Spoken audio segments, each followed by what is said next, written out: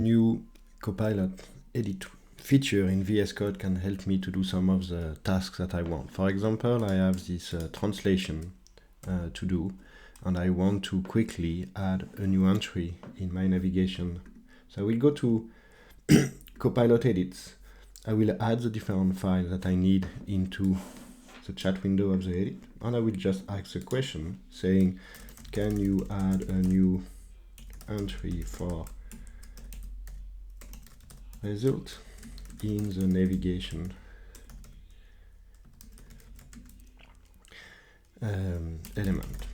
So just asking the question, and now Copilot will modify the file and make a proposition, a suggestions for all the files. So you see now that I have result in German, result in English, result in French. So I can accept directly here all this modification.